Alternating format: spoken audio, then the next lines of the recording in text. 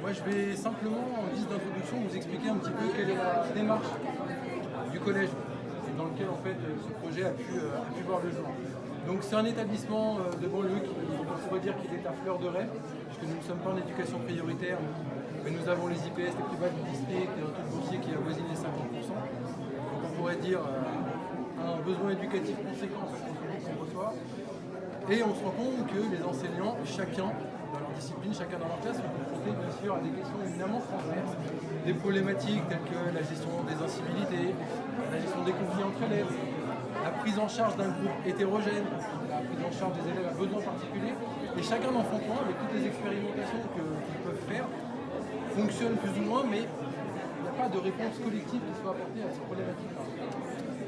Sur cette base-là et sur ce constat partagé, nous avons décidé de construire un projet de collège expérimental qui a pris jour au début de cette année, en septembre. Collège expérimental qui s'est construit sur l'idée d'un collectif apprenant. Comment est-ce qu'on construit un collectif apprenant au service des besoins des élèves et de leurs apprentissages? Cette question-là, un collectif apprenant, ça suppose une mise en commun déjà donc de tous les projets et expérimentations qui avaient déjà lieu dans le collège et de développer une culture professionnelle d'analyse, d'évaluation de ces résultats et de regard croisé sur ces questions. Créer un cadre dans lequel les enseignants s'autorisent à expérimenter, s'autorisent à essayer, prennent des temps collectifs, échanger et analyser leurs pratiques.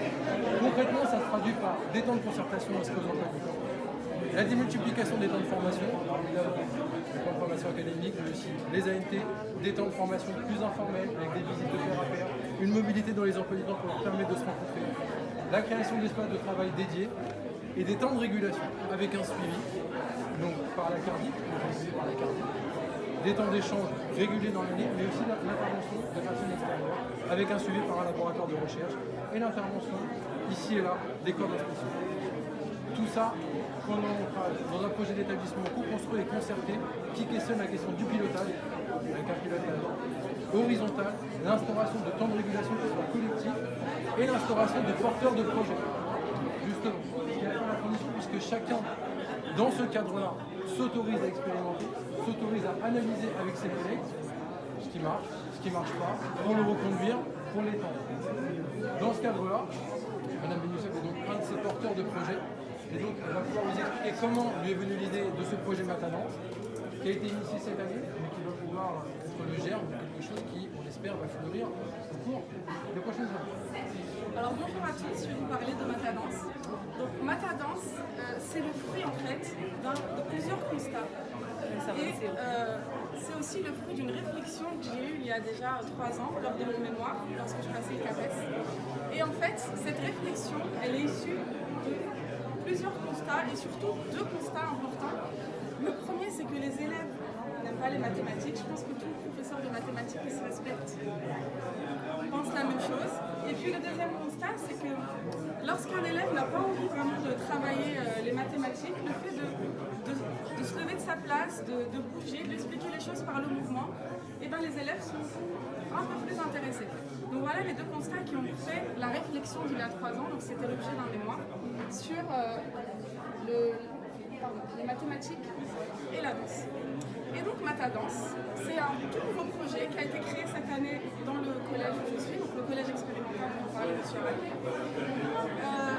C'est un projet en fait qui parle à tous les élèves en fait, et c'est surtout une manière de donner envie aux élèves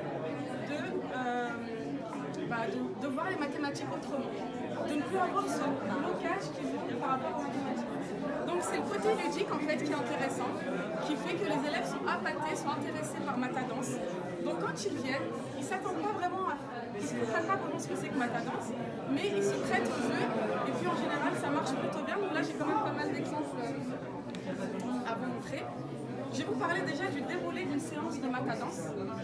Donc les élèves arrivent dans un gymnase, donc on n'est plus dans la salle de classe où l'élève est assis, regarde le tableau, et puis parfois n'a pas envie de travailler, n'a pas envie de faire des mathématiques. Non, il est dans un gymnase, il est dans un autre cadre. Il commence sa séance en ayant un petit questionnaire sur la séance du jour. Donc Matadance, on l'a fait sur le cercle, le triangle, le parallélogramme, la symétrie, c'était vraiment assez... chaque séance avait une séquence spécifique. Donc l'élève arrive, il a un petit questionnaire, il fait son petit questionnaire, il me le rend, ça ne dure pas plus de 5 minutes, et ensuite il se lance dans l'activité. Alors l'activité à proprement dite, c'est quoi? C'est, on impose aux élèves de travailler par exemple, un exemple, sur le parallélogramme. Alors aujourd'hui vous allez me faire une chorégraphie sur le parallélogramme, par exemple. Vous allez mettre toutes les propriétés du parallélogramme dans votre chorégraphie. Et ça aidera peut-être plus tard à mieux retenir toutes ces propriétés. Est-ce que vous connaissez les propriétés du parallélogramme? Très bien. Ils les ont connus. Les côtés opposés sont parallèles, les côtés opposés sont égaux, les diagonales se coupent en leur milieu et puis les angles opposés sont égaux. Donc là, quand je l'ai dit comme ça rapidement, on ne retient pas vraiment, mais la chorégraphie peut nous aider. Donc là, c'est d'autres exemples d'exercices parce qu'on n'a pas fait que le parallélogramme, notre enseignant a fait beaucoup de thèmes en fait. On va laisser la musique, je pensais qu'on l'avait pas.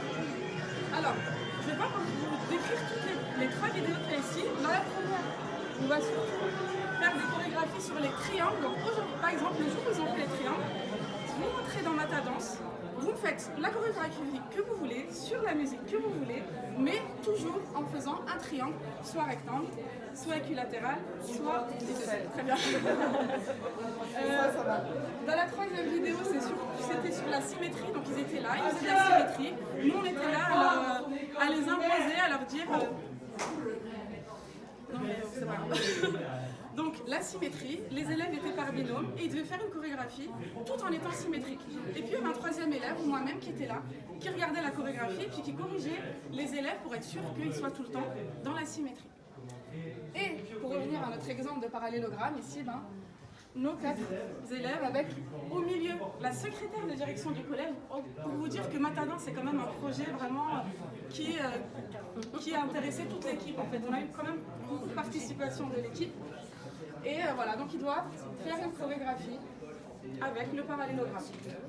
Et à la suite de ces petites chorégraphies, je redonne le questionnaire et puis je vois ce qui se passe. Est-ce que la chorégraphie les a aidés, les a plutôt débloqués, entre guillemets? Est-ce qu'ils ont mieux appris le vocabulaire qui était demandé? Donc là, on a un exemple de Saoudati qui a le vocabulaire du cercle. Donc au début, c'est pas vraiment faux ce qu'elle met. Par exemple, pour elle, AD est un segment. Mais quand on est prof de maths, on sait que AD c'est un diamètre. C'est un diamètre, donc elle a quand même acquis le vocabulaire du cercle en dansant, en faisant quelque chose de ludique, quelque chose qui la change de ce qu'elle fait en classe en fait. Donc voilà, là on a un exemple sur le cercle. Là, on a un exemple d'un élève. Cet élève, je pense qu'en tant qu'enseignant, on l'a tous, c'est l'élève qui vient et puis qui dit « je fais pas parce que j'y arrive pas ». Il essaye même pas. J'y arrive pas, je fais pas, je n'essaye pas. Et ce jour-là, il était vraiment... il voulait pas essayer parce qu'avant de faire la chorégraphie, sa copie était blanche. Et puis il a fait la chorégraphie, et puis il a essayé, et puis il a réussi. Matadance l'a quand même débloqué sur son appréhension en fait de la symétrie. Et là je vous mets l'exemple d'une copie d'élèves. Donc à la suite, là on est en classe. Donc, Matadance c'est dans un gymnase et puis il y a une métacognition. On a aussi Matadance en classe qui revient. Et là on a une copie d'élève qui dit je me souviens grâce à Matadance. Donc elle a le vocabulaire du cercle. Et elle fait référence à Matadance quand elle répond au contrôle. Donc voilà. Oui. J'ai juste une question. Enfin, ils ont l'activité au départ, donc il peut y avoir un élève qui n'a pas du tout de vocabulaire. Ensuite, ils font l'activité, ils dansent. Mais comment arrive le vocabulaire? Grâce à l'effet de groupe? En fait, l'effet de groupe, c'est aussi le fait d'échanger avec nous. Voilà. Par exemple, tu vas avancer en diamètre.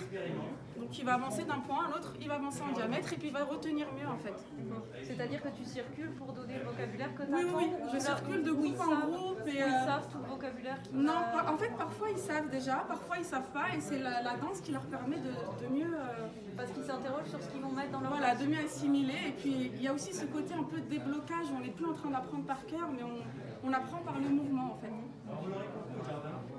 Ce qui était intéressant, là, c'était aussi sur la partie l'élève comprend comment il est arrivé à comprendre. Et qu'il fasse ce lien-là, le travail effectivement, comme l'a évoqué Mme Doucet sur la métacognition, c'est très intéressant puisque c'est aussi ce qui traite de l'acquisition des compétences, puisque là c'est quelque chose qui va devenir pour l'élève directement transposable. Il a parfaitement intégré, comme on l'avait compris, et la notion.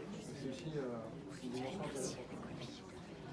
Alors, donc pour conclure, je vais conclure rapidement sur Matadance. Donc Matadance, c'est un projet qui est vraiment intéressant pour les élèves en difficulté. Ils ont une autre manière d'apprendre, ils sont moins concentrés, ils ont moins peur en fait, ils ont une manière ludique d'apprendre quelque chose. Ça leur sert aussi à réviser leurs leçons, ça leur sert aussi peut-être, ça leur servira peut-être aussi dans d'autres matières, on ne sait pas. Mais en tout cas, Matadance, c'est vraiment quelque chose c'est un outil qu'on donne aux élèves qui sont en difficulté.